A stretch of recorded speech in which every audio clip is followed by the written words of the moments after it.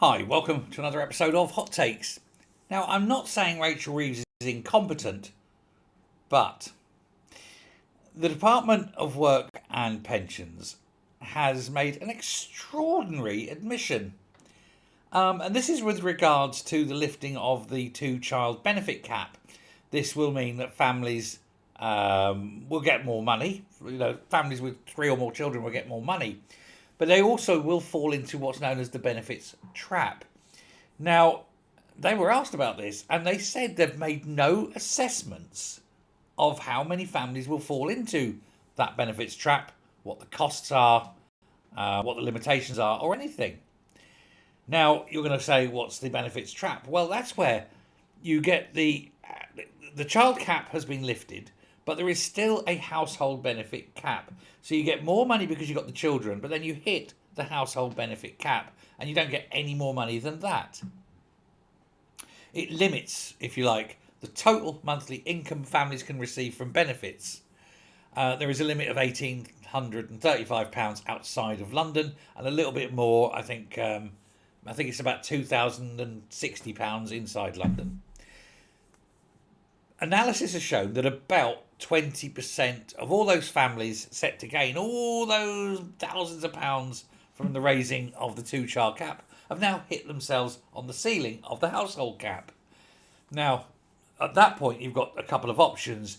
Either you can go out and get a job and start paying your own way, never going to happen, or you start making sure that your children have got disabilities or incapacity benefits. So, Albert, start walking with a limp, or, I'm going to have to start pissing myself and claiming it's me pelvic floor, and trying to get things like that. Bit of PIP here, a little bit of incapacity there, that sort of thing. And of course, it's all lies, and then it'll create ill feeling, etc.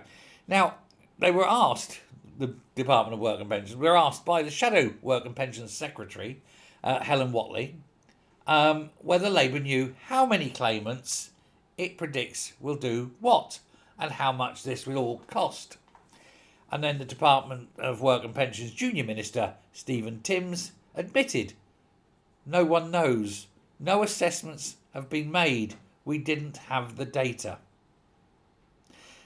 So the Treasury has announced this huge cap rise in child benefit or in welfare, and it hasn't had the full data.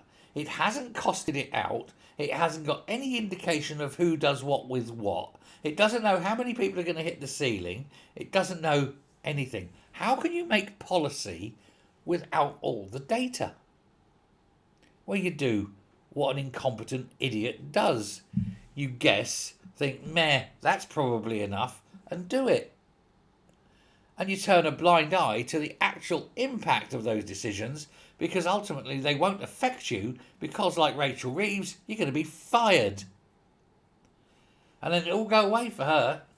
And the next poor sod coming in is going to look at this and going, oh my God, that woman was an absolute moron.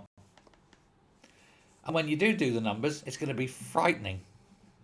But how do you make a policy that actually encourages people to basically harm their children to try and get more PIP? You couldn't make it up. Unfortunately, of course, there's no way of changing it now, not until the next election. And so this country will just get poorer and poorer and poorer as millions more children will pile onto the welfare registry. Not children that are ever going to benefit this country, you understand. Not children that are going to mix or be in any way productive. No. These will just be layabout parasitic children. Thousands of them, millions of them over the years. Because they won't grow up to get jobs, will they? Because the Employment Rights Bill and everything else has destroyed all the jobs. What a way to run a country. Thanks very much. Bye.